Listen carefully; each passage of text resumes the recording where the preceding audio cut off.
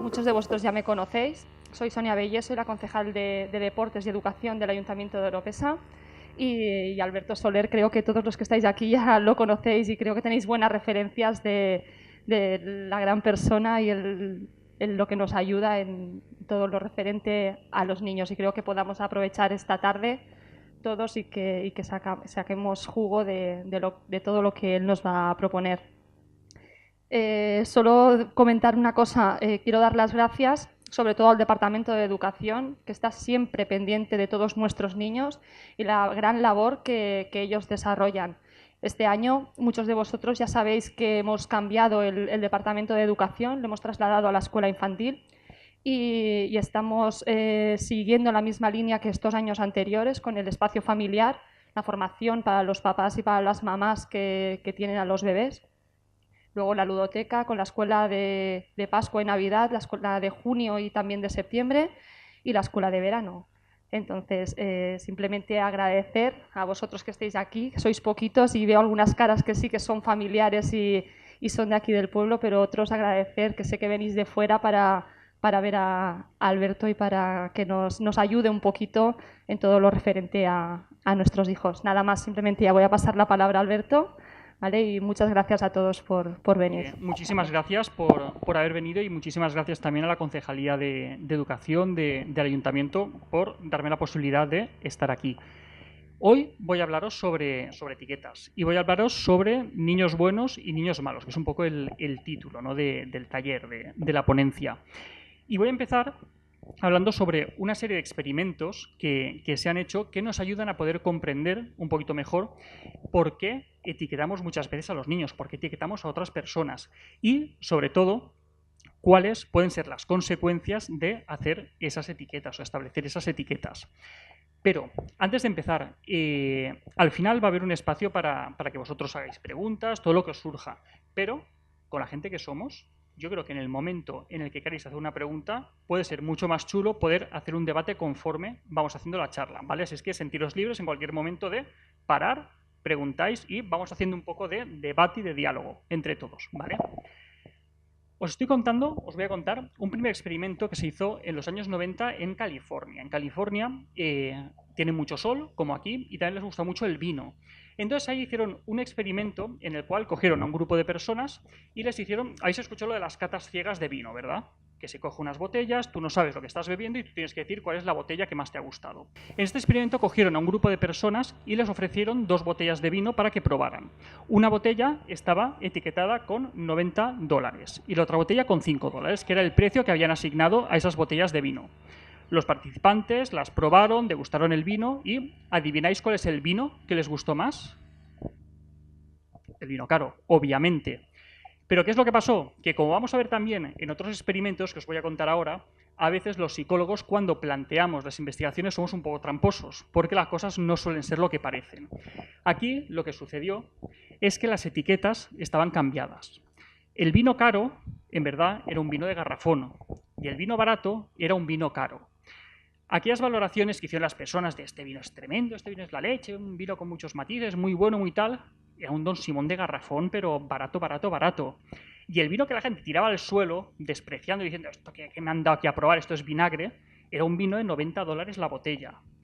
¿Qué es lo que pasa? Que esto no solamente fue una apreciación subjetiva que hicieron los participantes en el experimento. Con apreciación subjetiva me refiero a que tú lo pruebas y dices, joder, vale $90, no voy a quedar yo aquí de tonto y voy a decir que esto me sabe mal. Pues no, voy a decir que me sabe bien. No, no fue solamente una apreciación subjetiva, sino que cuando hicieron ese experimento, también midió la respuesta cerebral cuando estaban probando esas botellas de vino. Y se vio que se activaban más las áreas relacionadas con el placer cuando estaban tomando el vino que estaba etiquetado como vino más caro o más bueno. Es decir, no solamente es la apreciación subjetiva que nosotros tenemos, sino que también esas etiquetas o esas expectativas que nosotros tenemos acerca de algo acaban condicionando la respuesta cerebral que nosotros damos. Aquí, ¿cuántos conocéis esta imagen? ¿La habéis visto alguna vez? ¿Cuántos triángulos veis en esta imagen? A ver quién me dice la cantidad exacta. Contada. 6. 8. Va, a ver quién acierta. 9, 11. Aún no habéis acertado nadie. 6. Fijaos bien. 2. No hay ningún triángulo. No hay triángulos. Lo que tenemos aquí son unas formas extrañas, una especie de quesitos, de Pac-Mans, de comecocos. Luego tenemos líneas que hacen ángulos. Y luego lo que es curioso es que uno de los triángulos más grandes que vemos ni siquiera existe porque es un espacio en blanco. ¿Vale? Ahí no hay triángulos. ¿Qué es lo que pasa aquí? Aquí pasan dos cosas. Primero, que yo ya os he condicionado preguntando cuántos triángulos hay. Entonces estoy condicionando las expectativas que vosotros tenéis acerca de la imagen. Os habéis puesto a buscar triángulos porque yo os digo que busquéis triángulos, pero ahí no hay triángulos. Segundo, esto es una muestra de cómo funciona el cerebro. ¿De acuerdo? El cerebro no está acostumbrado a ver formas extrañas de comecocos, de rayas anguladas, de espacios en blanco, no. El cerebro habitualmente lo que hace es percibir patrones que son reconocibles. Entonces es mucho más fácil ver, por ejemplo, un niño malo que un niño que ha tenido un contexto complicado. O es mucho más fácil ver un niño malo que un niño en el que en casa, por ejemplo, tiene una serie de dificultades o que le va mal en clase o que se pone nervioso. Es decir, nos es mucho más fácil irnos a la etiqueta fácil y reconocible que apreciar los matices que hay detrás de algo que es un poquito más complejo. Pero eso no es porque seamos tontos o porque nos guste ver las cosas de esa manera, es que el cerebro funciona así. ¿De acuerdo? Intentamos buscar patrones que sean fácilmente reconocibles por nosotros. Hace ya unos cuantos años más se hizo, también en California, casualmente, un experimento súper chulo, súper interesante. Y este es de los experimentos que cambian la historia de la psicología. Es lo que se conoce como el experimento Rosenthal o el experimento del efecto Pigmalión, que seguro que lo habéis escuchado un montón de veces, porque es muy conocido. Robert Rosenthal, que es uno de los experimentadores, se dedicaba a estudiar cómo las expectativas que tenían los investigadores científicos podían condicionar los resultados que ellos obtenían en sus experimentos. Esto no es magia ni es nada extraño, sino que desde el mismo planteamiento del diseño experimental, cuando tú quieres obtener un resultado, inconscientemente tú ya vas manipulando el procedimiento hasta que consigues lo que quieres. Pues él básicamente se dedicaba a eso, a intentar ver cómo esas expectativas podían condicionar los resultados. Publicó un estudio, de ahí se derivan lo que son los experimentos a doble ciego y muchas cosas que son el día a día en la investigación científica. Pues él publicó sus estudios y una directora de un colegio leyó lo que le estaba haciendo. Y ella se preguntó si eso mismo que estaba sucediendo con los investigadores científicos también podía estar sucediendo con los profesores de su colegio.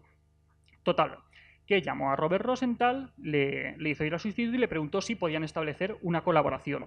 Le pareció súper interesante y hicieron un experimento que después se conoció como, o al menos el título que le dieron ellos para trabajar, era Pigmalión en las aulas.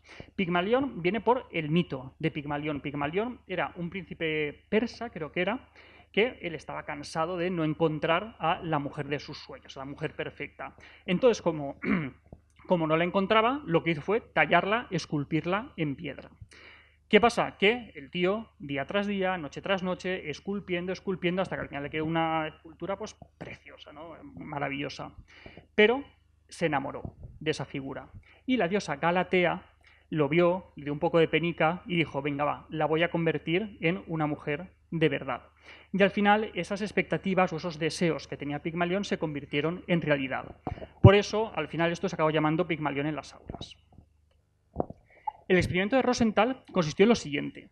Fueron al instituto, al colegio, y tomaron a 320 alumnos de diferentes cursos. Y a estos alumnos les pasaron una prueba de inteligencia. Les pasó una prueba de inteligencia más que nada para poder ver que de entre todos los alumnos que habían cogido para el experimento no había ninguno que fuera especialmente inteligente ni especialmente limitado, sino que todos más o menos estaban en un mismo rango de cociente intelectual. Y efectivamente así era. Vieron que todos más o menos compartían un mismo rango de inteligencia.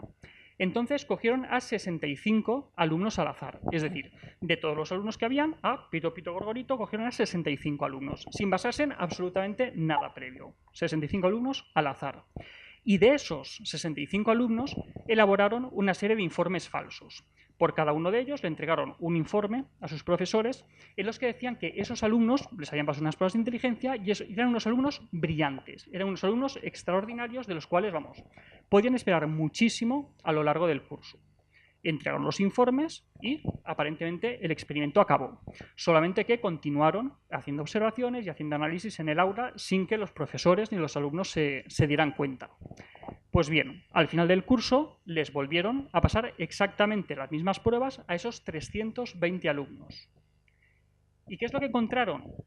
Que los 65 alumnos que falsamente habían sido etiquetados como más inteligentes, más capaces y más de todo, esos alumnos, primero, obtuvieron mayores puntuaciones en las pruebas de inteligencia a final de curso, lo cual es bastante extraordinario porque la inteligencia no es algo que en un curso académico cambie de manera sustancial.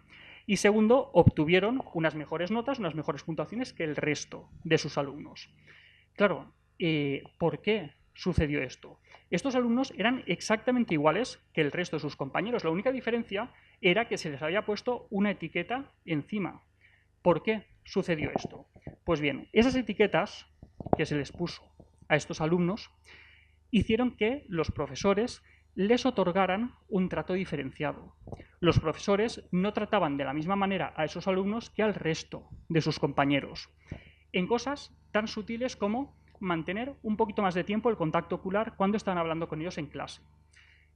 Cuando tenían alguna duda, por ejemplo, les permitían preguntarles más veces al profesor sin pensar que estaban molestando, que estaban incordiando o que querían llamar la atención. Si les preguntaban algo y acertaban, por supuesto, les daban la enhorabuena y les felicitaban como al resto de alumnos. Pero si fallaban, les daban más oportunidades de responder, porque, como sabían que eran más inteligentes, atribuían los fallos que estaban teniendo a un pequeño despiste, a no haber entendido la pregunta, y les daban más facilidades que al resto de alumnos, los que, paradójicamente, teóricamente, deberían necesitar más la ayuda por tener menos capacidad. Pues bien, esas etiquetas hicieron que los que falsamente habíamos etiquetado como más inteligentes acabaran el curso siendo más inteligentes y el resto seguían exactamente igual. No es magia, no es brujería, no es la ley de la atracción, sino que es cómo nosotros cambiamos nuestra conducta en función de las expectativas que tenemos. Y eso nos lleva a que al final los buenos acaban comportándose más como niños buenos, los que tenemos etiquetados como buenos. Y los que tenemos etiquetados como malos se acaban comportando más como niños malos, o al menos que entran en ese estereotipo que tenemos de niños malos. Claro, vosotros, ¿cuántos de aquí tenéis hijos? ¿Yo qué? La mayoría. ¿Hay alguno que no tiene hijos? No, es que no sé qué pintáis aquí si no tenéis hijos. Vale. ¿Cuántos de vosotros, vuestros hijos están en el cole? Vale. Entiendo que tenéis un grupo de WhatsApp de padres del cole y demás, ¿no? Es divertido, los grupos de WhatsApp del cole. Pues seguro que los grupos de WhatsApps del cole, alguna vez habéis visto mensajes como este, ¿no? Principio de curso, por ejemplo, profes... Sí. Este es el grupo, imaginaos el grupo de WhatsApp de profes, ¿vale? En el que están hablando de la clase que les ha tocado este año. Y uno de los profes dice, jajaja, anda que te ha tocado este año a fulanito en clase, pues prepárate, yo ya lo tuve el año pasado, menudo trasto es más malo. Y el profesor le contesta, buah, no me jodas, siempre me pasa lo mismo, jajaja. ¿Os resultaría extraña esta conversación entre profesores, ya sea en un grupo de WhatsApp o ya sea en el pasillo del colegio? No es una conversación extraña, es decir, es una conversación coloquial que tú puedes tener con un compañero de trabajo hablando sobre el grupo de alumnos que te ha tocado. Claro, esto que es una conversación, pues esto saca de contexto y esto está inventado, por supuesto. Lo sacamos de contexto y puede parecer muy mal, lo podemos criticar, pero es algo que coloquialmente se hace y no tiene ninguna mala intención. El problema es que esto ya está condicionando la posibilidad que va a tener ese alumno de adaptarse a su nuevo grupo. Yo he llegado a ver en la consulta, y os cuento un caso real, un chaval que había pasado ya por 3 centros diferentes, por 3 institutos diferentes. Chaval con un fracaso tremendo, total, mala relación con los compañeros, mala relación con los profesores. Y en la consulta decidimos que, mira, lo que vamos a hacer es que el año que viene vas a ir a otro centro, vamos a empezar de cero, tener una nueva oportunidad, porque él sentía que estaba como muy condicionado por las cosas que habían pasado, ¿no? Él era el pieza de la clase, el pieza del instituto, que nada más llegaba ya enseguida los profesores le miraban, estaba totalmente etiquetado. ¿Qué es lo que pasó? Que justo al principio de curso, en el Instituto Nuevo, pasó exactamente lo mismo que venía pasando en el curso anterior en otro centro. ¿Por qué? Porque el director de su instituto antiguo llamó al director del Instituto Nuevo y le dijo: mira qué pieza se te va a tu instituto, que me he enterado que fulanito va contigo, mira lo que nos ha hecho, nos rompió un cristal, hizo no sé qué, se peleó con un alumno, hizo tal. ¿Cómo creéis que ese alumno va a tener una oportunidad de empezar de cero llevando todo eso detrás? Lo que son comentarios inocentes, al final se acaban convirtiendo en unas etiquetas que pueden ser un lastre para esos alumnos. Pero eso no solamente lo hacen los profes, los padres también lo hacemos. Nos metemos con los profes, decimos que no nos gustan, que qué poco tacto tienen con los alumnos, que eso lo hemos hecho todos, o no lo habéis hecho. Todos lo hacemos. Y ahí el problema es que tampoco estamos permitiendo a esos profesores establecer un buen contacto, una buena vinculación, por un lado con los alumnos, pero también sobre todo con nosotros, con los padres.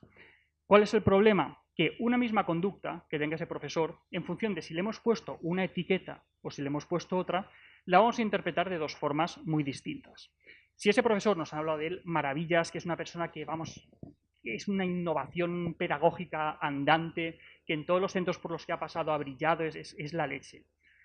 Un día va a tener un conflicto con nuestro hijo y lo vamos a disculpar. Vamos a decir, bueno, pues, él sabrá por qué lo está haciendo, o ella sabrá por qué lo está haciendo, todos podemos tener un mal día, quizá nosotros no hemos comprendido qué es lo que ha sucedido, pero si ese es el profesor del cual nos han hablado pestes, nos han dicho que tiene muy poco interés por sus alumnos, que no hace bien su trabajo, que qué desmotivado que está, esa misma conducta o ese mismo conflicto nosotros lo vamos a escalar. Vamos a ir a hablar con el director, vamos a montar un lío tremendo, que al final puede desembocar en que nuestro propio hijo no esté a gusto en clase. Es decir, todo esto simplemente son ejemplos para ver cómo algo tan abstracto como hablar de etiquetas lo llevamos al día a día y lo llevamos a la relación que nosotros tenemos con otras personas o que tenemos, por ejemplo, con la escolarización. Os voy a contar ahora otro experimento que este es más divertido, todavía si cabe, que el anterior, y es el experimento de la cárcel de Stanford. Este experimento, ahora conforme os lo vaya contando, os dais cuenta que probablemente ya lo conocíais porque se han hecho películas, se han hecho libros, se han hecho documentales, es decir, es un experimento muy pero que muy famoso. Y aparte es un experimento de estos que se hacían en los años 70 en la psicología, cuando los comités de ética todavía no existían y se podían hacer experimentos verdaderamente locos.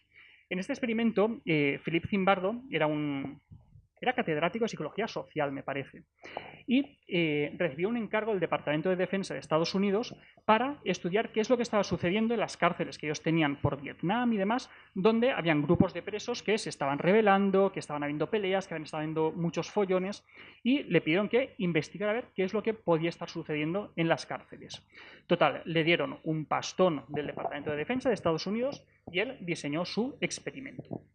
Para eso cogió y vació una ala entera el Departamento de Psicología Social de su facultad y ahí modificaron los despachos de los profesores para hacerlos como si fueran cárceles. Cortaron el acceso, ahí no podía entrar nadie y empezaron a asignar papeles. Philip Zimbardo, el director del experimento, se auto-otorgó el papel de superintendente de la cárcel. Todo se volvió muy, muy loco. Puso un anuncio en la prensa, un anuncio como este, que decía, se necesitan estudiantes masculinos para participar en un experimento psicológico sobre la vida en la prisión. Les pagaremos unos $15 por día, eso sería como pagar ahora unos $90 al día. Imaginaos el pastón cuando estáis en la universidad de que os paguen casi 100 euros al día por estar simplemente haciendo un teatrito como que estáis en una prisión, ¿no? Les pagaremos unos $15 al día durante una o 2 semanas y empezaremos el día 14 de agosto. Por favor, los que estén interesados, que contacten con fulanito de tal. Total, seleccionaron a 24 participantes y la selección fue muy minuciosa porque querían estar muy seguros de que esas personas no tenían, obviamente, antecedentes penales, que no tenían problemas mentales, no tenían problemas físicos, es decir, eran todo personas muy normalitas, bueno, el único pero es que la mayoría eran estudiantes de psicología, ¿vale? Pero aparte de esa tarita, por lo demás, estaban todos súper sanos, ¿vale? Y los asignaron aleatoriamente a uno de los dos grupos. Unos iban a ser carceleros y los otros iban a ser presos. ¿Qué es lo que pasó? Como os digo, tenía muchísimo dinero del Departamento de Defensa y aparte tenía el apoyo de la policía local de Stanford, que es donde se hizo el experimento. Total, seleccionaron a los participantes y les dijeron que, pues nada, que cuando empiece el experimento ya os avisaremos y vendréis a la universidad, os encerraremos durante un par de semanas y haremos las pruebas. Total, que estaban los chavales en sus casas desayunando con sus familias, eran chavales de 20, 22 años que están en la universidad, y de repente ven cómo empiezan a llegar coches patrulla a su casa, llega la policía, se mete en su casa, les esposan, los meten en el coche de la policía y se los llevan a la comisaría. Se los llevan a la comisaría, les toman las huellas, tal, y se los llevan encerrados, no a la cárcel, sino a la cárcel de mentira que habían montado. Claro, querían que desde el momento cero eso se parecía lo máximo posible a una detención real y un proceso real de un preso que van a meter en la cárcel. Claro, los vecinos flipando, fíjate el hijo de esta, lo que ha hecho, si ya le veíamos que iba por mal camino, o sea, un show en el barrio. Total, el experimento tenía que durar un par de semanas. Duró 3 días. Se lió muy gorda.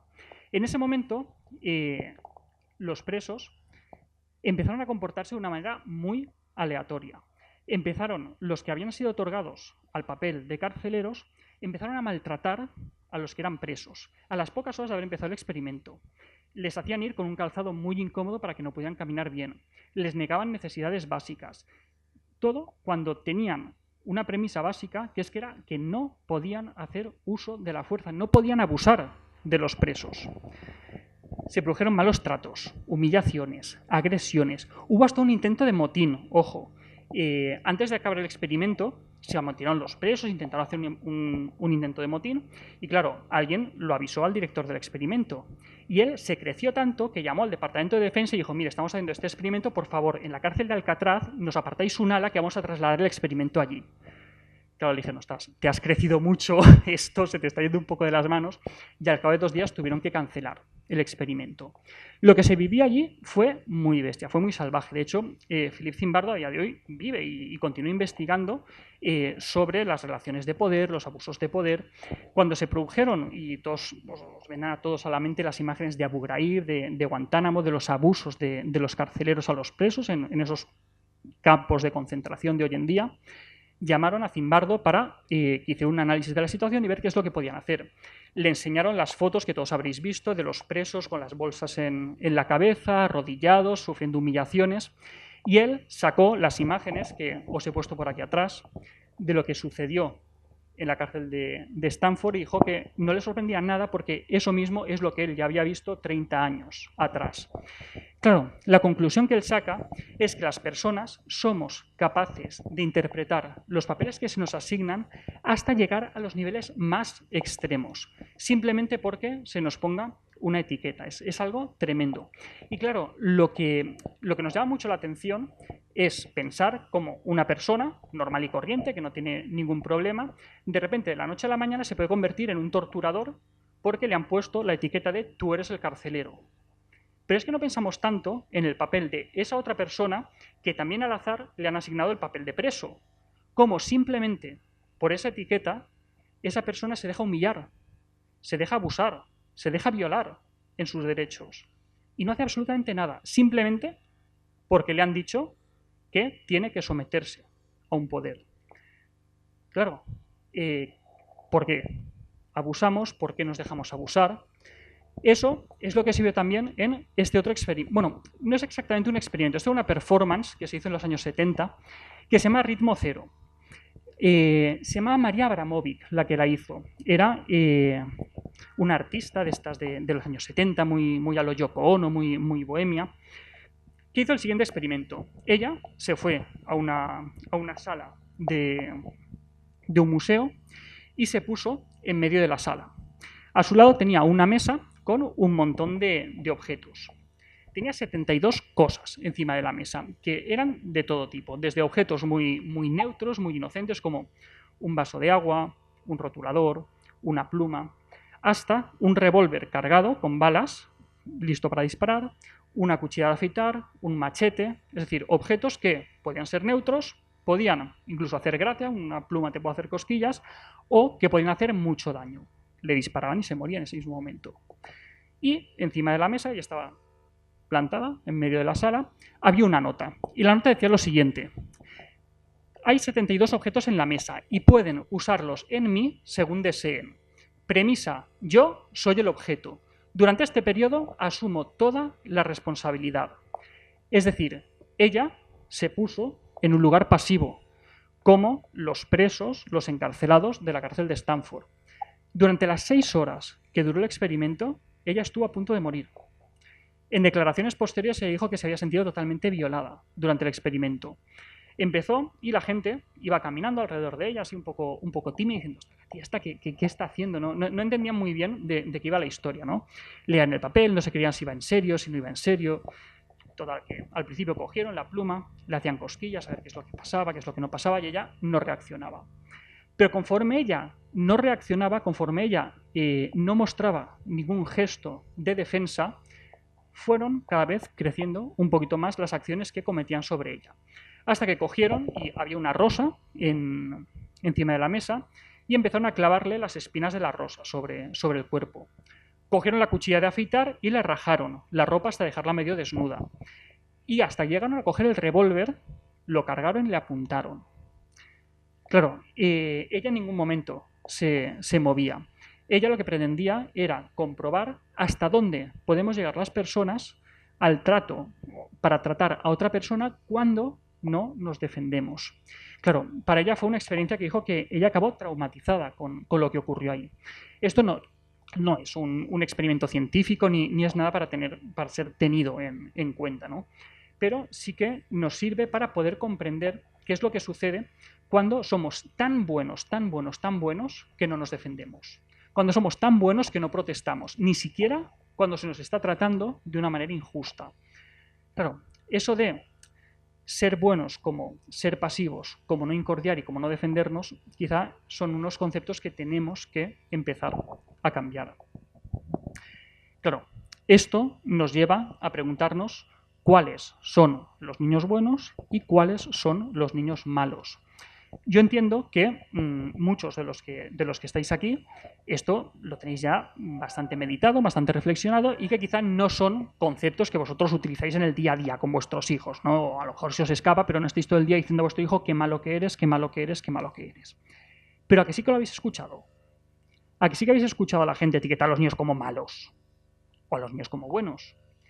Cuando etiquetamos a un niño como malo, ¿qué decimos sobre él? Es decir, ¿por qué un niño lo etiquetamos como malo? Decidme, por favor, cosas que os vengan a la cabeza de qué es un niño malo. Que se porta mal, ¿qué es portarse mal? Travieso, ¿qué más? ¿Cómo son los niños malos? Activos, ¿vale? ¿Qué más? ¿Cómo? Desobedientes, muy bien. Voy a salir la tercera, de normal siempre sale la primera, la de la desobediencia.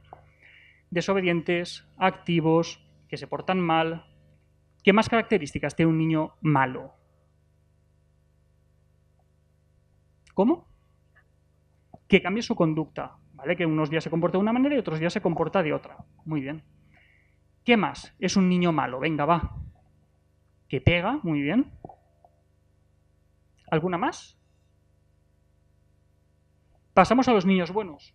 ¿Cómo es un niño bueno?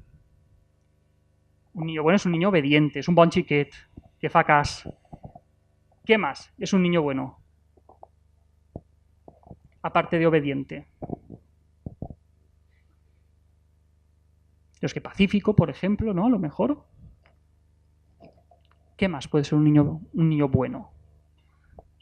Es que lo de la obediencia lo tenemos ahí grabado, ¿eh? El niño obediente es el niño bueno y el niño desobediente es el niño malo. Ahora luego nos meteremos con el tema de la obediencia. Claro, ¿qué es lo que pasa? Que esas etiquetas que nosotros ponemos como un niño que es bueno o un niño que es malo, quizá no son del todo ajustadas, ¿no? Porque habitualmente cuando etiquetamos a un niño como bueno y a un niño como malo, en verdad lo que estamos hablando es de niños que son más fáciles o de niños que son más difíciles. Es decir, todos entendemos que hay niños que son mucho más sencillos de manejar y niños que son mucho más complejos de manejar. Yo tengo 3 hijos y por ahora, bueno, una tampoco veo yo mucho por dónde va a ir porque tiene 3 meses, pero los otros 2 son totalmente distintos. Es decir, a uno le puede gustar mucho jugar con otras personas, a otro le gusta mucho jugar solo. A uno le gusta ser el centro de atención, a otro no le gusta nada ser el centro de atención. Uno puede ser más fácil de llevar y otro puede ser más difícil de llevar. Es decir, vamos a ver, si tú tienes 2 hijos, estás preparando la cena, Uno se puede estar 2 horas con un cochecito arriba y abajo y el otro está todo el rato, papi, mami, juega conmigo, juega conmigo, juega conmigo, es que por poco que te aprieten, el del cochecito es el bueno. Y el que te está o la que te está estirando es que esta es mala, esta es bicho, esta... Y aparte suelen ser cosas que van enlazadas, pues suelen ser más enérgicos, suelen moverse más. Claro, cuanto más haces y más te mueves, más posibilidades hay de meter la pata, de hacer daño a otras personas, es decir, hay gente más activa, menos activa y al final pues acaban siendo más buenos y más malos. ¿Qué es lo que pasa? Que cuando hablamos de niños fáciles o difíciles, no hablamos de niños fáciles o difíciles en el vacío, sino hablamos de niños fáciles o difíciles en un contexto social, ¿vale? Y en el contexto en el que estamos hablamos mucho de conciliación, se nos llena mucho la boca hablando de conciliación, pero la conciliación real al final no existe. Y cuando existe, en verdad es tira de abuelos, tira de tíos, tira de amigos, o ves perdiendo el culo, hablando claro, todo el día para despertarte, corriendo a la guardia, de ahí te vas al trabajo, llegas tarde, te echan la bronca, luego vas corriendo a recogerlos, no llegas, pide un favor, pide... Vamos perdiendo el culo todo el día con el pollo Pepe, es decir, vamos muy corriendo. ¿Y qué es lo que pasa? Que en ese contexto en el cual, más que una conciliación, tenemos que hablar de una gincana, porque nos cuesta mucho llegar al final del día, en ese contexto, un niño dócil, un niño facilito, es un niño muy bueno. Que tú le dices, levántate y se levanta. Y no te dice, quiero dormir más. Que tú le dices, desayuna, y coge y se acaba todo el desayuno sin protestar y encima sin manchar el tío. Que le dices, ponte los zapatos que hay que ir al cole y se pone los calcetines, los zapatos y además acierta cada zapato en el pie que toca. O sea, ya la bomba, ¿no? Pero el niño que le dices, venga, vamos al cole, no es que no me quiero sentar en la silla del coche, hostia. O le dices, venga, va, es que al cole, no es que no me apetece ir al cole, es que yo quiero bajarme en el parque. O le dices, no, es que mira, hoy te vas a quedar a comer con la abuela, no, yo con la abuela no quiero. El niño o la niña que hace oír su voz, que protesta, que dice lo que quiere, ese es el niño difícil, porque es el que hace que lleguemos tarde al trabajo, es el que nos lo pone más complicado, es el que hace que el día a día nos sea un poquito más difícil. Y ahí es cuando acabamos poniendo esas etiquetas de cuáles son los niños buenos y cuáles son los niños malos. Me seguís por ahora, ¿no? Lo que quiero decir. Claro, es que... Espera, voy a coger un poquito de agua, ¿de acuerdo? Al final, muchas cosas se reducen a eso, es decir, a cómo tenemos estructurado en nuestro contexto social las políticas de igualdad, las políticas laborales, las ideas a la paternidad y todo eso, cómo nos acaba afectando a cada uno en nuestra familia. Nosotros, aquí en España, somos el país de la Unión Europea en los que hay mayor diferencia entre los hijos deseados y los hijos que realmente se tienen. Tú preguntas a mujeres jóvenes, a padres, a hombres jóvenes, ¿cuántos hijos te gustaría tener? 2, 3, 4, lo habrán tenido uno o ninguno. Claro, ¿por qué? Porque cambian de idea. No, porque cambian de idea, no, pues es que no pueden, es que no podemos. Somos el país de la Unión Europea que más tarda en tener hijos por primera vez. A los 32, no sé cuántos años de media. Claro, cuando en algunos contextos ya casi estás pensando en cuando te conviertas en abuelo, biológicamente, aquí nos estamos planteando si es un buen momento para tener hijos. Claro, todo esto al final nos acaba llevando a que un niño es malo porque esto no se quería levantar. Ostras, cuidado. Claro, aquí tenemos a este señor, Ramón y Cajal, que aparte de una gran vía en Valencia y en otros sitios, ha hecho algunas cosas, ¿no?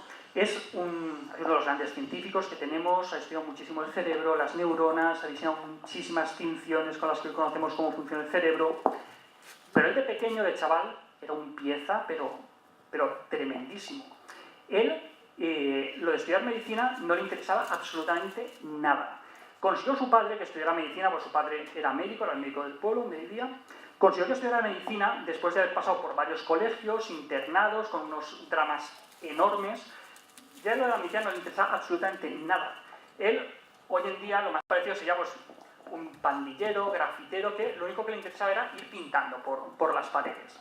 Y aparte, tenía un pensamiento que hoy decimos que sería muy creativo, ¿no? Porque incluso cuenta en una anécdota que un día con unos amigos yo construí un cañón, ¿no? Construyeron un cañón y construyeron pólvora. Y le volaron la puerta de la casa al vecino. Claro, y la suerte es que el vecino no salía y no se lo llevaron por delante. Total, que se armó una muy gorda. El padre habló con el cura del pueblo, habló con el guardia civil, lo metieron en la cárcel, 2 días en el calabozo. Claro, eso hoy se ven esas anécdotas y dice, claro, es que Ramón y Cajal, brillante científico, qué inquietud tenía, que tenía la inteligencia para hacer pólvora, para no sé qué, para no sé cuántos, cómo pintaba, cómo se nota después, los dibujos anatómicos que él hacía. Claro, eso porque le ha salido así la historia. Pero en función de la perspectiva histórica que nosotros tenemos, el señor Ramón y Cajal o era un vándalo o era una mente brillante digna de un premio Nobel que luego le dieron. Claro, las etiquetas son muy peligrosas. Por ejemplo, las etiquetas relacionadas con la generosidad. ¿El niño que comparte sus juguetes es bueno o malo? Bueno. Clarísimamente. ¿Y el que no comparte los juguetes? Clarísimamente.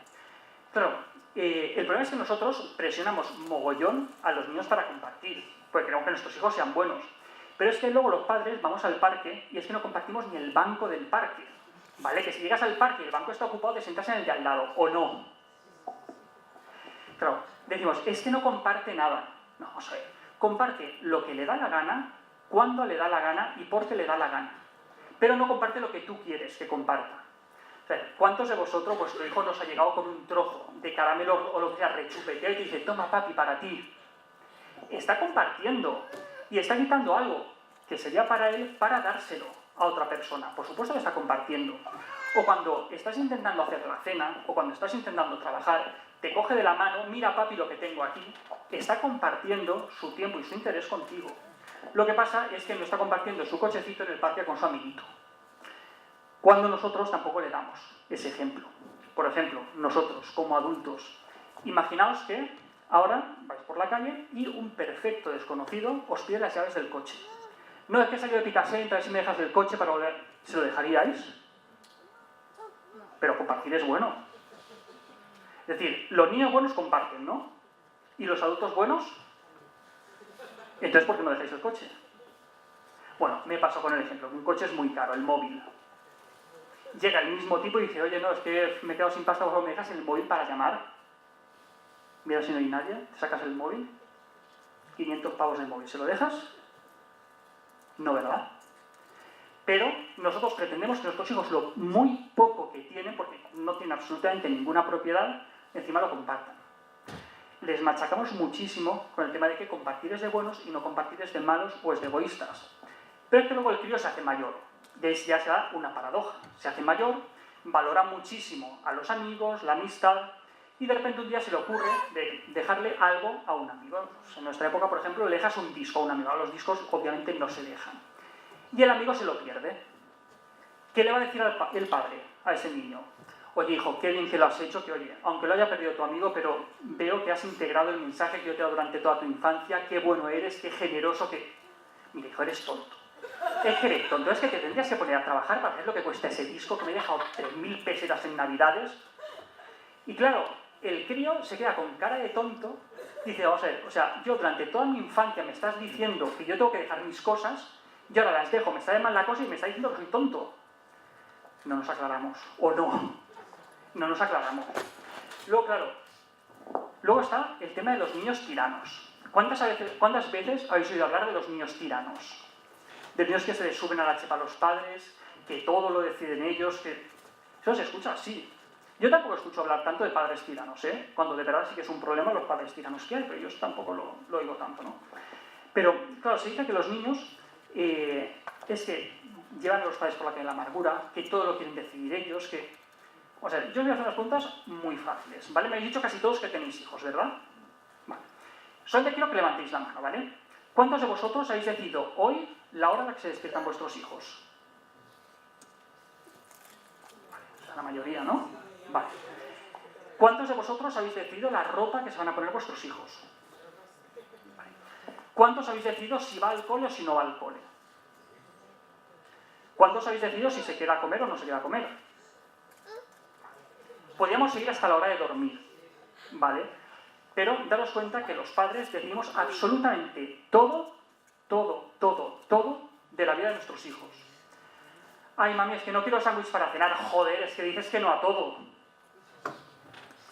¿Qué es lo que pasa? Que tenemos una tolerancia muy bajita a cuando los niños hacen valer su punto de vista. Nosotros, en abstracto, en el mundo de las ideas, en los mundos de Yuppie, sabemos que el tema de que los niños sean independientes, que muestren sus necesidades, que comuniquen lo que quieran, que no se dejen pisotear, eso está fantástico, pero que no lo hagan en casa, ¿vale? También queremos que sean muy autónomos, pero que no manchen. Y claro, es que nos tenemos que aclarar, una de dos, o muestran su carácter y muestran lo que ellos de verdad quieren, o agachan la cabeza. Pero lo que no podemos hacer es pretender hoy una cosa y mañana otra cosa, muy diferente. O son autónomos y ellos solos ponen los zapatos y se ponen cada uno en un pie diferente, o se lavan las manos y nos dejan el cristal bonito de verdad, o se ponen a preparar la cena y dejan la cocina para que entre ahí una empresa de limpiezas industriales, o no saben hacer ni el huevo. Pero lo que no podemos pretender es estar criándolos como unos inútiles, pero que después sean brillantes. O estar criándolos como unos sumisos, pero que después sean unas personas súper autónomas, súper independientes y súper válidas en la vida. ¿Entendéis lo que quiero decir, no? Claro. Luego vamos al tema de las rabietas. De esto hablaré con muchísimo más detalle el día 26. ¿Vale? Y nos metemos con mucha más calma a hablar de las rabietas y demás. Pero, ¿los niños que tienen rabietas cómo son? ¿Buenos o malos? Malos, claramente. O sea, los niños buenos no tienen rabietas. Los niños buenos quieren... ¿Veis? Un niño malo. ¿Lo habéis oído? Ese es malo. La que está liando. Llevo aquí 3/4 de hora dando el tostón y ya se ha cansado. Claramente malo. Claro, los niños que tienen rabietas son niños malos. Pues no, vamos a ver, señores, no son niños malos. Las rabietas son normales. Forman parte del desarrollo de los niños. Y lo que pasa es que nos las tenemos que comer. Al igual que nos comemos el cambiar pañales, nos comemos otras cosas. Y tenemos que aprender a manejar las rabietas. Pero un niño que tiene rabietas no es un niño malo, es un niño perfectamente normal que simplemente está en un momento concreto de su desarrollo. ¿Vale? Esto, como lo veremos con más calma, lo paso por aquí. Claro. Esta es otra que me gusta mucho. Los niños que son materialistas interesados. Esto también es un subtipo de niño malo que a mí me encanta, ¿no? Los niños que solamente se fijan en las cosas que pueden obtener de las demás personas. Claro, eso, cada X tiempo, al igual que lo de los niños tiranos y demás, es algo de lo que se habla mucho. De los niños que son materialistas, que solo se fijan en tener cosas, en acumular. Pero los niños no nacen así. Es decir, vuestros hijos, ¿cuándo fue la primera vez que os pidió una cosa? Eso pasa mucho tiempo hasta que ellos pueden pedir una cosa. Lo que ellos piden desde el momento en el que nacen son cosas que son intangibles, que no son materiales, que no cuestan dinero y que quizá lo que cuesta es un poquito de tiempo. Básicamente lo que piden es que le cojas en brazos, que le des teta o que le alimentes de la manera en la que quieras, que pases tiempo con él o con ella y muy poquito más. Pero volvemos al tema de la conciliación o de la gincana, que lo que nos están pidiendo es muy caro. O sea, nuestro tiempo como padres es muy caro. Es muy caro porque tenemos que trabajar, porque tenemos que hacer otras cosas. Nuestros brazos son muy caros porque tenemos que estar haciendo otras cosas. Y claro, poco a poco vamos cambiando unas demandas, unas necesidades muy puras, muy básicas, muy inocentes, por cosas materiales. Desde la cuna, eso lo hacemos desde la cuna. El niño está llorando para que nosotros vayamos y de repente cogemos y le echamos el dou-dou. O le echamos el muñequito. O le echamos algo para que se consuele mientras nosotros no podemos atenderle. Ojo, que no lo estoy criticando, estoy diciendo, haciendo una descripción de lo que sucede muchas veces. Ese niño va creciendo un poco más. Y, papi, mami, juega conmigo, tal, que es que estoy haciendo la cena, hijo, ¿no? Pero ven a jugar, tal, toma la tablet. Y así el niño se desconecta durante un rato. Es que, no sé, toma los videojuegos, la televisión, los regalos. Luego llega el abuelo y le dice, venga, dame un beso y te doy un regalo. Ostras. Entonces, ¿esto cómo va la cosa? Yo te doy afecto y tú me das cosas. Claro, y luego llega la adolescencia, cuando los chavales se relacionan por el interés, cuando van a ver a su tía abuela Inés, la que vive en el pueblo, porque sabe que siempre que va le da 20 euros, porque van a casa de la abuela porque le puede coger no sé qué, tal.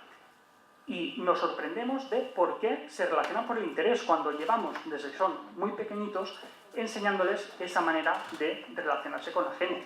Y les enseñamos esa manera de valorar las cosas, lo material. Pero volvemos otra vez a lo que estábamos diciendo. Cómo de complicado nos es poder conciliar el día a día, nuestra vida personal, laboral, con la vida familiar.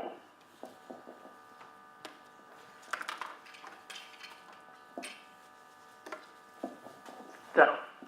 Luego otro tipo de niños malos son los niños que son caprichosos, los niños que son consentidos. De eso os hablaba antes, son los niños que no son autónomos, que no saben hacerla con un canuto. Pero aquí también vemos las contradicciones que tenemos como padres a veces, ¿no? Que nosotros queremos que sean autónomos pero sin manchar, sin ralentizarnos, haciendo que nosotros vayamos más rápido. Y tenemos ahí un poco ese conflicto en el cual no les permitimos hacer cosas, pero después les exigimos que ya de repente las hagan ellos solos. Cuando, en fondo, un niño autónomo es un niño en el que hemos invertido muchísimo tiempo en que haga las cosas de una manera muchísimo más lenta para que después, en un futuro, ya lo pueda hacer por sí mismo. Es muchísimo más rápido vestir a un niño que se vista solo, pero muchísimo más rápido.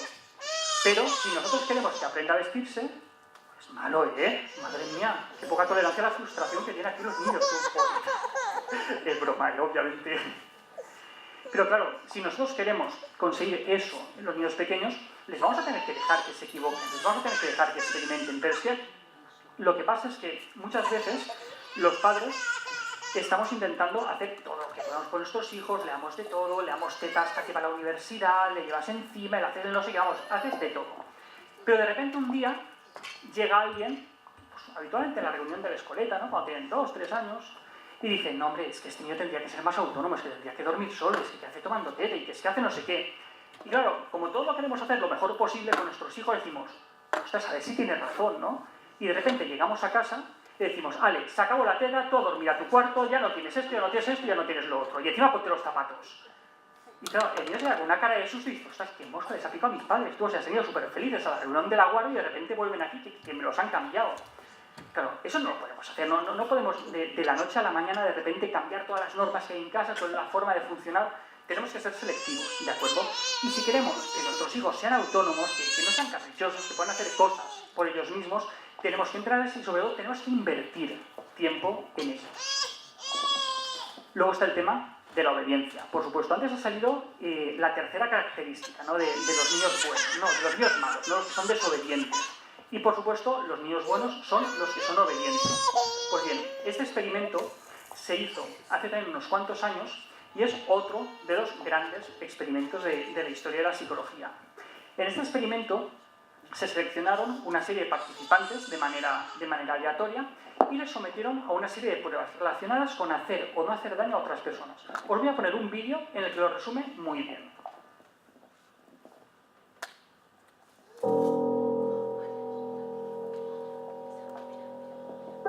Llevado a cabo en la Universidad de Yale, en los Estados Unidos, este experimento permitió poner a prueba a individuos normales dispuestos a participar en una investigación científica acerca de la memoria. Se convocaba a 2 sujetos. Uno de ellos debía responder a preguntas sobre una lista de palabras que había memorizado durante 1 minuto. Instalado en una pequeña sala, lo ataban a una silla. En su muñeca izquierda, un brazalete eléctrico castigaría cada error. Cuanto más se equivocase, más fuerte sería la descarga eléctrica. El segundo sujeto estaba en otra sala y era el encargado de leer las preguntas y de infligir el castigo, una descarga eléctrica.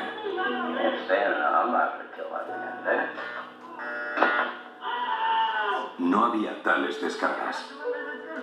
Los gritos estaban grabados. La persona que estaba atada era un actor. El sujeto del experimento era el examinador. ¿Hasta dónde estaba dispuesto a obedecer? Los investigadores comprobaron estupefactos cómo el 62% de la gente se sometía a las órdenes y administraba potentes descargas a pesar de los gritos de dolor del actor.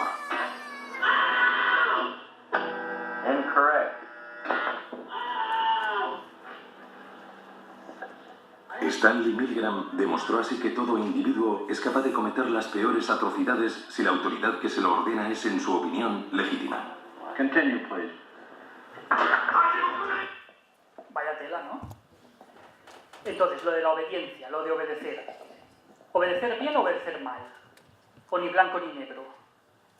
Claro, este experimento os lo recapitulo un poco porque el vídeo va muy rápido. Cogen a un grupo de personas y les dicen que van a participar en un experimento sobre la memoria. De acuerdo, imaginar que ahora os cojo a todos los que estáis aquí y os digo, mira, vais a participar en un experimento sobre la memoria. Tenemos aquí a una persona que va a hacer una serie de pruebas. Y lo único que tenéis que hacer, uno a uno, es, conforme va acertando o se va equivocando, o no hacéis nada, o si se equivoca le dais una descarga eléctrica. Yo os enseño un panel enorme en el cual hay un montón de botoncitos y están todos etiquetados con el voltaje exacto que le vais a dar a esa persona, ¿no? Desde uno que aparte pone la etiquetita de intensidad baja, vamos subiendo con intensidad media, luego vamos subiendo con intensidad elevada y luego con intensidad letal, ¿vale? Por si queda alguna duda. Entonces la persona, conforme vosotros le vais dando descargas, se va quejando, se va quejando, se va quejando, hasta que llega un momento en el que se deja de quejar después de un grito agónico y estrepitoso. Y vosotros, claro, decís, ostras, es que la persona esta, no sé yo si lo está pasando mal, o sea, de hecho no sé yo cómo está porque es que antes se quejaba y ya no se queja. Y el director del experimento os dice, por favor, continúa.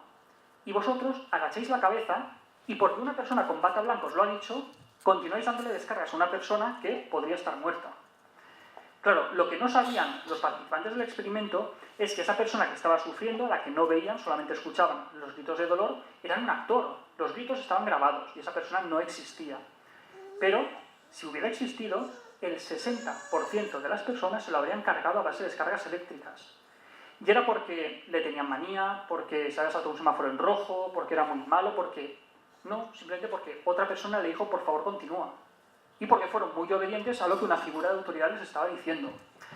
Claro, cuando Stanley Milgram planteó el experimento, cogió a un grupo de profesionales, de psiquiatras, de psicólogos, de estudiosos, de filósofos, de tal, y les preguntó qué porcentaje de personas pensaban que iban a responder a ese experimento, ¿no? Y la inmensa mayoría dijeron que nadie, que cuando se dieran cuenta de que iba la historia de que estaban dándole petardazos eléctricos a una persona, la gente se iba a negar a participar.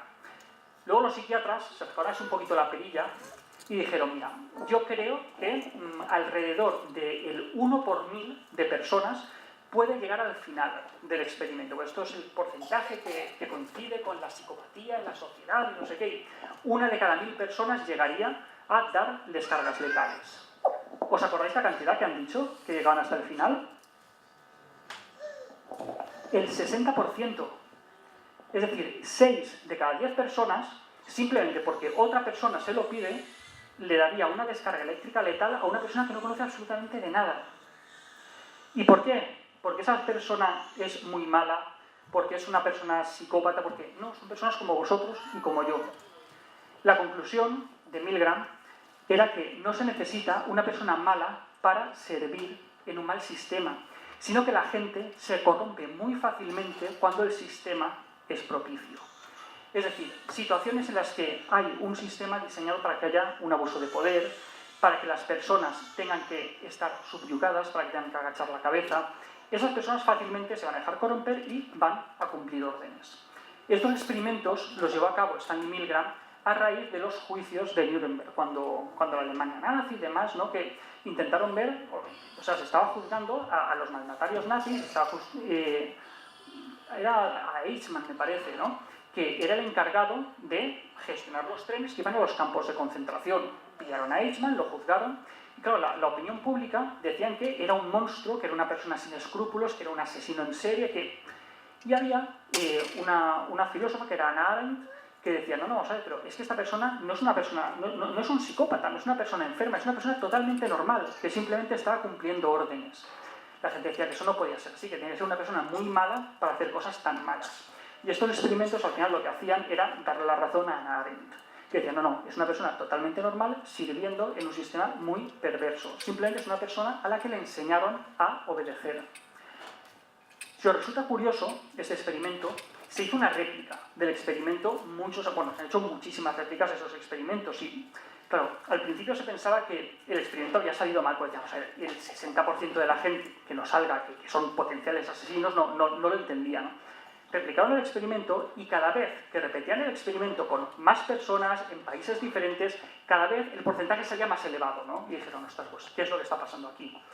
Hace poco, pues, quizá 10 años o por ahí, hicieron un programa de televisión en Francia en el cual se replica casi al milímetro ese experimento, pero adaptado a los tiempos que corren. En vez de ser un laboratorio de investigación psicológica tal, era un plato de un programa tipo Gran Hermano, una cosa así, ¿no? En el que llega una persona, es el participante, hay público y...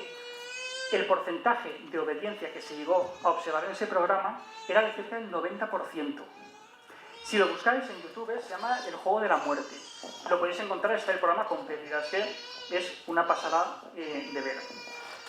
Claro, todo esto nos lleva a preguntarnos qué es lo que queremos. Es lo que estábamos hablando antes, que todos queremos que nuestros hijos tengan mucha personalidad, que se dice, ¿no? Que sean unas personas muy autónomas, que sean independientes, que no les pisoteen, que hagan escuchar su voz, pero al mismo tiempo queremos que sean obedientes, queremos que nos hagan caso, queremos que si les decimos a la ducha vayan corriendo a la ducha, que no protesten, que no nos contesten.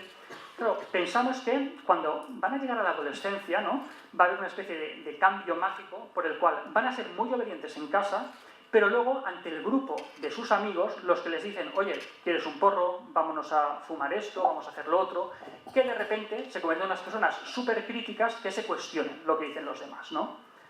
Pero ese cambio mágico no se va a producir nunca. Si nosotros estamos educando a nuestros hijos para ser obedientes, ellos van a ser obedientes. Luego llegan a la adolescencia y nosotros dejamos de ser las figuras de imitación para ellos. Y sus principales figuras, sus principales modelos a imitar van a ser los amigos, va a ser su círculo social. Antes, vamos, los padres somos la leche, o sea, lo sabemos todo, somos súper fuertes, somos súper guapos, somos súper todo. Y luego es justo lo contrario, y los que más molan del mundo son mis amigos. Las figuras de autoridad pasan a ser los amigos.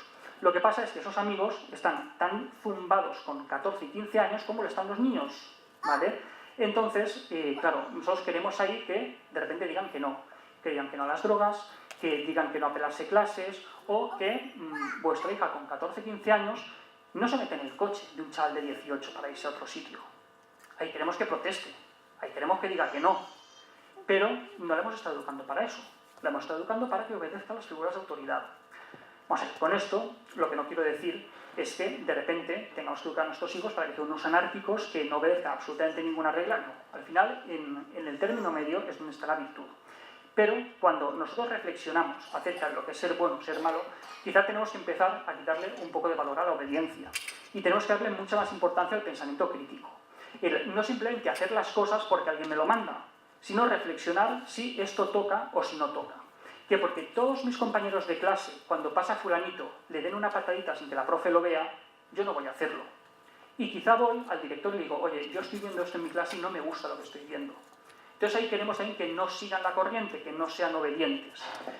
Claro, todo esto está muy relacionado con el tema de las normas y de los límites. Del tema de las normas y de los límites también hablaremos, largo y tendido, cuando hablemos de las rabietas. Pero es un tema que al menos es polémico, ¿no? Porque yo, en función de dónde vaya, el tema de las normas y los límites se ve de dos maneras muy distintas. Vas a hablar con un determinado grupo de padres, ¿no?, que pues lo dejamos ahí, y de repente ven que las normas y los límites son la única forma de poder transmitir educación, disciplina a los hijos y que son la quinta esencia de la educación, ¿no? Luego te vas a otro sitio y de repente las normas y los límites se ven así, como una caca pincha en un palo. Que es una cosa autoritaria, que eso es dictatorial, que cómo le vas a poner límites a los hijos, que no se van a desarrollar, que es que son espíritus libres, que les dejes hacer. Vamos a ver, ni una cosa ni la otra. De hecho, los niños no se pueden desarrollar si no tienen límites. O sea, estos señoritos de aquí están pudiendo jugar gracias a que tienen una serie de límites. Si estuvieran en un lugar en el cual hubieran una serie de peligros, que no pudieran moverse, que no podrían jugar. Los límites, al final, es un contexto en el cual nosotros nos sentimos libres. A veces las que se piensa que los límites son malos para los niños, pero todos, por ejemplo, ponemos límites en nuestra casa. ¿O alguno vivís en casa sin paredes? Nos parecen muy razonables los límites para nuestra casa. Es lo que separa la seguridad de la incertidumbre. Para los niños funciona exactamente de la misma manera. Pero, pues eso, hay diferentes tipos de límites, diferentes tipos de normas que hoy no nos da tiempo a ver, pero que más adelante sí que lo veremos. Lo más importante que tenemos que tener en cuenta es que los límites y las normas son una manifestación, en última instancia, son una manifestación de amor hacia nuestros hijos. Porque queremos que estén vivos, porque queremos que se desarrollen bien. Y transmitirles aquellas cosas que son correctas, que no son correctas, que se pueden o que no se pueden hacer, es una forma necesaria de educarles. Pero tampoco podemos caer en el lado del autoritarismo. Pero yo siempre, en estas cosas, os hago una pregunta. Y es que me digáis posibles formas de decirle que no a un niño de 6 años. Por ejemplo, que estáis en el supermercado y quiere que le compréis una bolsa de chuches, por ejemplo. ¿Cómo se os ocurriría decirle que no a ese niño? ¿Cómo se os ocurre que le podéis decir que no? Estáis en el súper, lleváis el carro lleno, vais a pagar y os pide una bolsa de chuches. ¿Cómo le podéis decir que no? Otra alternativa. Dar una alternativa, por ejemplo. Más formas de decirle que no. Otro día se pospone. ¿Qué más formas se os ocurre? Dos alternativas, aplazar la recompensa.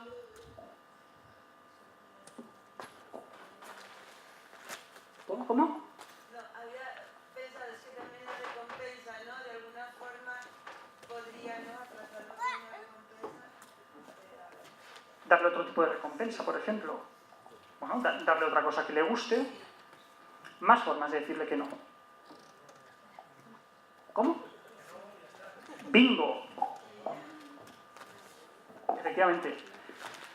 Es que muchas veces nos armamos un lío tremendo, ¿no? O sea, un no, muchas veces es un no, podemos reflexionarlo, podemos analizarlo, pero las opciones que me estabais dando eran la respuesta a otra pregunta, a la de cómo le podemos decir que no y que encima nos dé las gracias.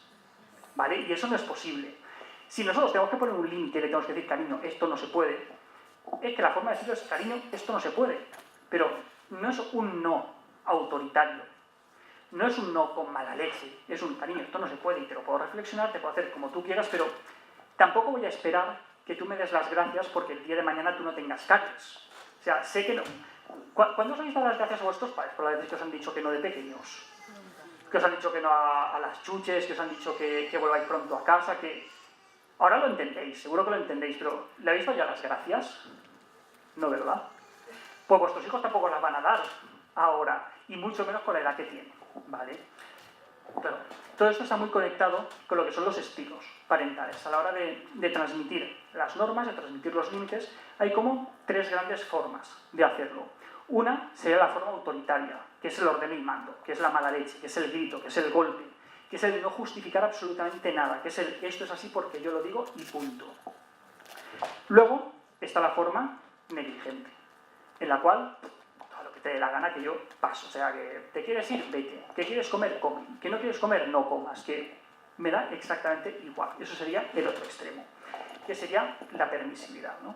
Y luego estaría como el término medio, que son los padres democráticos, los padres, lo que se llama autorizativos, que serían capaces de poner límites a sus hijos, pero de una manera comprensiva, de una manera empática, sin caer en la violación de los derechos del crío y todo lo que tú quieras, ¿no? Claro, lo que se ha visto es que tanto el estilo autoritario como el estilo negligente están asociados a características como el control severo, los castigos, los gritos, infundir culpa en los niños, retirada del afecto. Pues si haces esto no te voy a querer, por ejemplo. El chantaje emocional, y todo eso genera una serie de características en el niño, como por ejemplo ansiedad, depresión, aislamiento social, y esto no es un estudio que ha hecho uno en la Universidad de Massachusetts. Estos son los resultados de estudios con millones de niños. No hablo de miles, hablo de millones de niños. Eso es lo que genera esos estilos. Unos estilos un poco más equilibrados, lo que generan es una mejor salud mental. Está caracterizado por la calidez, por la comunicación, por el diálogo, por la empatía. Eso es lo que tenemos que buscar. No caer en el extremo de yo dejo a mi hijo hacer lo que le da la gana, ni en el extremo de esto es así y doy un puñetazo en la mesa. Lo que pasa es que muchas veces nos da miedo esto. Yo esto lo he escuchado así de veces en la consulta. Claro, es que yo no quiero que mi hijo acabe en hermano mayor. Por eso le voy a castigar, voy a dar el puñetazo en la mesa, voy a hacer tal. Vamos a ver, no, señoras, señores, no. El afecto nunca, jamás tiene que estar reñido con la educación. Y nunca, jamás, por mucho querer a un niño, por mucho tratarle bien y por mucho hacer lo que tú quieras, va a acabar como un hermano mayor. De hecho, coges los estudios longitudinales que se hacen a largo plazo y ¿sabéis cuáles son los que acaban en hermano mayor? Los que han sido tratados de manera autoritaria, porque sorprendente o poco sorprendentemente, lo que hacen es replicar los modelos que han vivido durante su infancia. Y luego, los que han sido tratados de una manera equilibrada tienen un desarrollo la mar de sano, y los que han tenido unos padres un poco negligentes, ¿sabéis lo que pasa con ellos? Absolutamente nada, se desarrollan igual de bien que los niños que han tenido unos padres equilibrados. ¿Por qué? Porque se ha visto, o al menos en España, en otros países funciona diferente, pero los estudios que se han hecho en España, se ha visto que un punto muy ligero de permisividad compensaría la falta de normas. ¿Por qué? Porque a largo plazo se valoraba mucho más la relación que se había establecido entre padres e hijos que la ausencia de la norma en un momento muy concreto. Esto se traslada a lo que yo les digo muchas veces a los padres. Digo, vamos a ver, vuestros hijos el día de mañana quizá no se acuerdan si hoy se acostaron 5 o 10 minutos más pronto o más tarde. Quizá no se acuerdan si tenían una cosa o no la tenían. Pero lo que sí que se van a acordar perdonad, durante toda su vida es del clima que tenéis en casa. De si gritabais, de si os peleabais, de cómo le tratabais. Eso es con lo que al final se van a quedar. Y eso es lo que en última instancia va a condicionar su salud emocional a lo largo de su vida.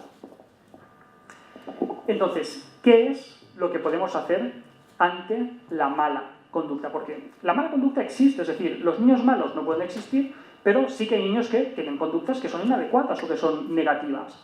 Pues tradicionalmente nos ha dicho que tenemos como 4 herramientas, ¿no? Que sean los premios, los castigos, la extinción o el refuerzo negativo. Todo esto lo podemos sintetizar en cómo puede afectar todo esto a la motivación. Y lo más importante de todo, cómo podemos aplicar consecuencias a nuestros hijos. Claro, los premios y los castigos.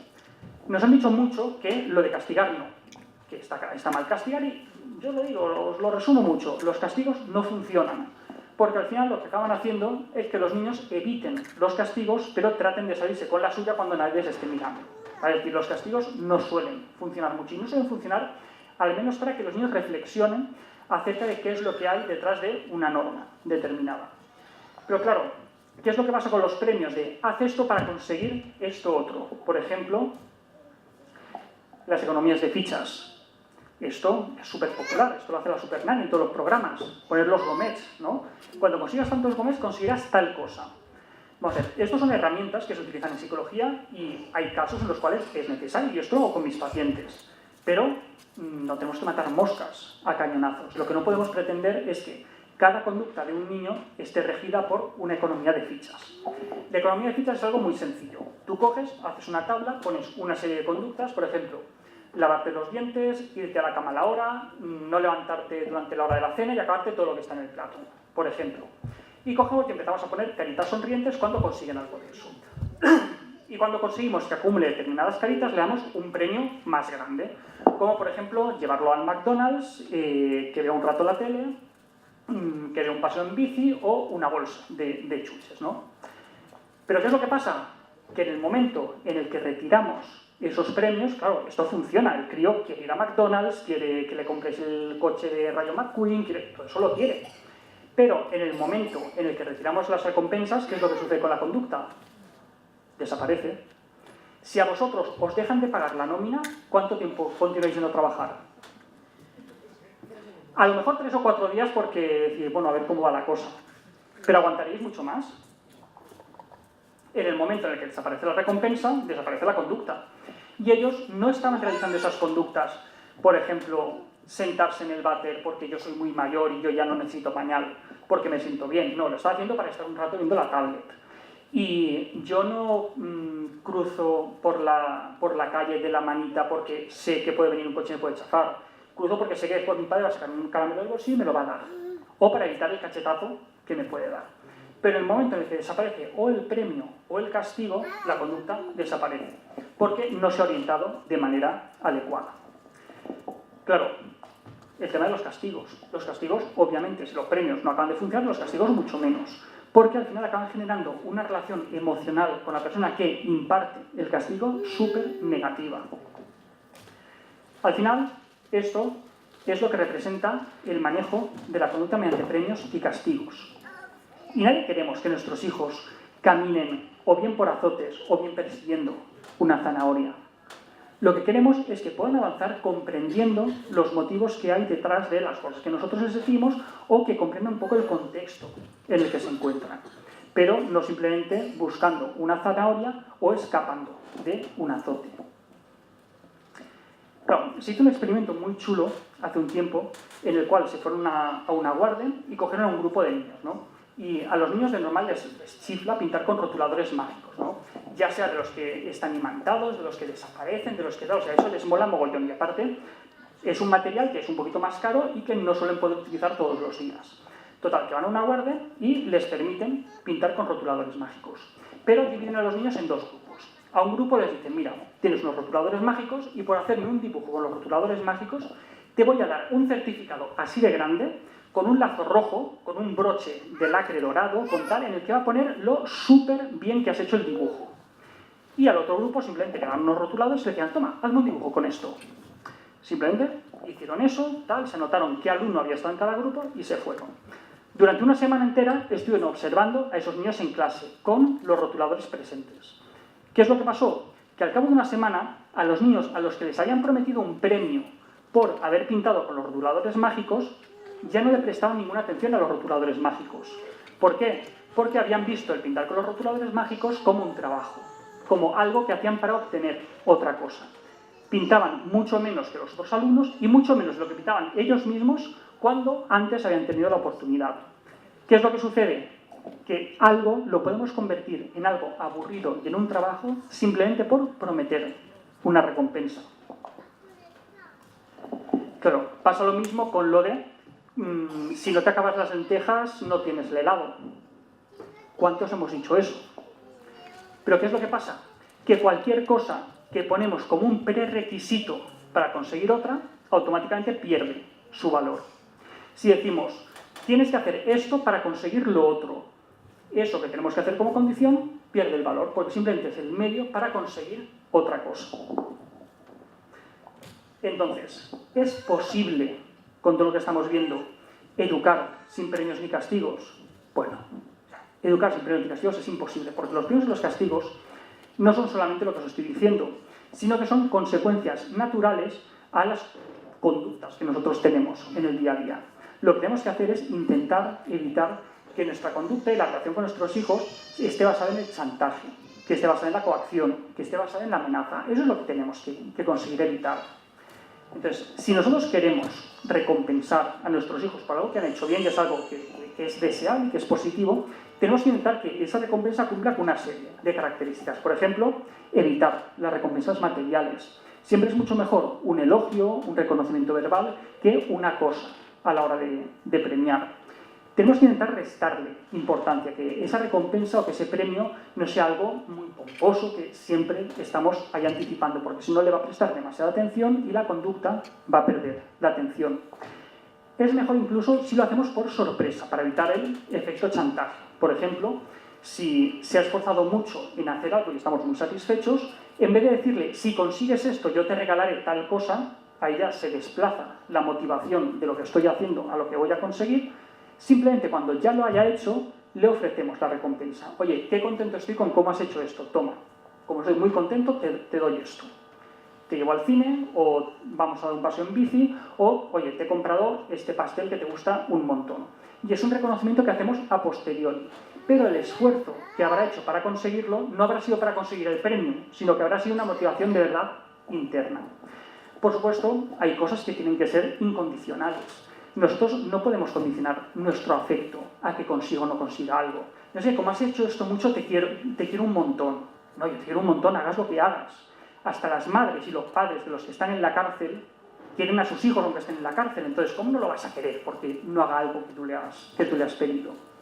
Por supuesto, los premios, mejor si están relacionados con la conducta, y tenemos que tratar de elogiar sin exagerar, que a veces parece que se nos va la vida con los elogios de que hace un dibujo y de repente vas a ser el nuevo Picasso, vas a ser el nuevo no sé qué. Ostras, no, pues oye, te ha quedado muy guay, pero tampoco nos tenemos que pasar. Y el tema de los castigos, ¿cómo lo hacemos? Vamos a ver. Los castigos ya hemos dicho que no funcionan, pero si queremos castigar tenemos que intentar que ese castigo cumpla con una serie de recomendaciones. Y es que el castigo tendría que estar relacionado con aquello que queremos castigar. Tendría que ser respetuoso, tendría que ser razonable y tendría que estar anticipado de antemano. Si cumple con estas características, junto con el hecho de ser presentado de manera inmediata y que esté dirigido a mejorar la conducta, si cumple con todo eso, ya no estamos hablando de un castigo, sino que estamos hablando de una consecuencia a la conducta, de algo que no está dirigido a hacer daño, a que tú aprendas la lección porque yo te hago daño y así evitarás que te haga daño y por lo tanto hagas lo que yo quiero. Simplemente estaremos haciendo que el niño se responsabilice de aquello que ha hecho. Por ejemplo, si estamos cenando y derrama el vaso de agua sobre la mesa, no tendría sentido levantarnos enfadadísimos y decir te quedas sin postre, vete a la cama. Es algo desproporcionado, que no tiene ninguna relación con lo que acaba de hacer. ¿Qué es lo que podemos hacer ahí? Simplemente darle una bayeta y que lo recoja. Que se responsabilice de la conducta que ha llevado a cabo. Por supuesto, los elogios, tanto los elogios como las críticas, deben ser comedidos, deben ser proporcionados, no deben ser exagerados. Y tenemos que intentar evitar las etiquetas globales, ¿no? Como el tú siempre, tú nunca. Eso lo tenemos que intentar evitar porque habitualmente cuando empleamos esas palabras solemos equivocarnos. Entonces, ¿cómo lo podemos hacer para evitar las etiquetas? ¿Cómo podemos hacerlo para que un niño al final no salga etiquetado? Pues lo primero que tenemos que hacer es intentar centrarnos en las soluciones. Centrarnos más en lo que queremos que cambie que en el problema en sí. Muchas veces le damos mucha importancia a lo que has hecho mal. Y es que esto lo has hecho mal, es que estoy muy disgustado, es que esto no lo tienes que repetir, es que esto no sé qué, pero no le estamos mostrando la forma correcta de comportarse en otra ocasión. También tenemos que intentar atender más a lo que queremos que se pueda repetir. Muchas veces se da la paradoja de que los críos están en casa, se están portando extraordinariamente bien y nosotros lo que hacemos es estar a otra cosa sin hacerles ni caso. Pero en el momento en el que la lían, vamos corriendo a hacerles caso. ¿Qué es lo que pasa? El mensaje que les estamos transmitiendo es cuando tú te portas bien, cuando tú no estás rompiendo nada y cuando tú no estás matando a tu hermano, no te hago ni caso. Pero en el momento en el que metas el dedo en el ojo, como si me dejo la comida al fuego, voy a ir corriendo a atenderte. Claro, eso es muy frustrante para el crío, porque al final acaba aprendiendo que portándose mal es como recibe atención. ¿Tenemos que ignorar cuando el crío está metiendo el dedo en el ojo a su hermano? No, lo que tenemos es que intentar reconocer un poquito más, estar un poquito más presentes cuando la conducta sí que es la que nosotros deseamos. Y por supuesto, intentar ver un poco más allá de la conducta. A veces nos ciega mucho la conducta que ha hecho en ese momento. Te has portado mal, esto no se hace, eso, pero ¿qué es lo que hay detrás de esa conducta? ¿Por qué se comporta de esa manera? Antes de nosotros responder de una manera desproporcionada, exagerada, tenemos que intentar hacernos 3 preguntas. La primera, ¿por qué el niño se ha comportado de esa manera? ¿Por qué es malo? ¿Porque es un caprichoso? ¿Porque es un consentido? ¿O porque es pequeño? ¿Porque tiene capacidad limitada? ¿Porque no ha comprendido la situación? ¿Porque se ha equivocado? ¿Porque estaba cansado? ¿Porque estaba nervioso? Tenemos que intentar comprender cuál es la motivación que hay detrás de la conducta, más allá de la maldad, ¿vale? Porque nunca un niño suele ser malo, ¿vale? Segunda pregunta, ¿qué es lo que le queremos enseñar en esa situación? Más allá del castigo, de la bronca que le queramos poner es qué es lo que yo le quiero transmitir, qué aprendizaje puede sacar de esa situación. Y en tercer lugar, cuál es la mejor forma de transmitirle ese aprendizaje. Si nosotros nos hacemos a nosotros mismos esas 3 preguntas, cuando el chaval, la nena, la lían, ¿por qué se comporta así? ¿Qué le quiero transmitir? ¿Y cuál es la mejor forma de transmitirlo? Simplemente responder a esas preguntas ya nos va a poner en el camino de una solución mucho más democrática, mucho más respetuosa y mucho mejor. Lo que decíamos de atender a lo que se repita. Si solo prestamos atención a aquellas cosas que son negativas, al final se tenderán a hacer con mucha más frecuencia las cosas negativas. Y, por supuesto, centrarnos en la conducta, no solamente en la persona. No es una persona mala, sino que es una persona que se ha comportado de manera incorrecta en un momento concreto. Tenemos que ver el contexto, porque se ha comportado así, y también, dentro del margen que nosotros tengamos, intentar modificar aquellos elementos de la situación que podrían ser mejorables. Por ejemplo, si estaba cansado porque no ha hecho las siestas, si quizás nos ha hecho tarde, si aquellos factores que puedan depender de nosotros. Y nunca tenemos que olvidar esto, lo que se decía de ver más allá de la conducta. Habitualmente, un niño que se porta mal no es un niño que quiere comportarse mal, sino que simplemente lo que quiere es ser tenido en cuenta. Quiere obtener el reconocimiento, el apoyo, la atención o el caso por parte de las personas de su entorno, pero simplemente se equivoca a la hora de conseguir la mejor forma de llevarlo a cabo. ¿Por qué? Porque es pequeño y todavía no tiene la capacidad para poder hacerlo de otra manera. Y hasta aquí hemos llegado. Simplemente pues, recordaros que los niños buenos y los niños malos, como hemos visto, obviamente no existen. Lo que sí que existen son los niños que nosotros hemos etiquetado como buenos y como malos también en función de nuestra propia conducta. Entonces, si nosotros queremos que esas etiquetas desaparezcan, también tenemos que cambiar un poquito el trato que nosotros le damos. Y con esto acabamos. Muchísimas gracias.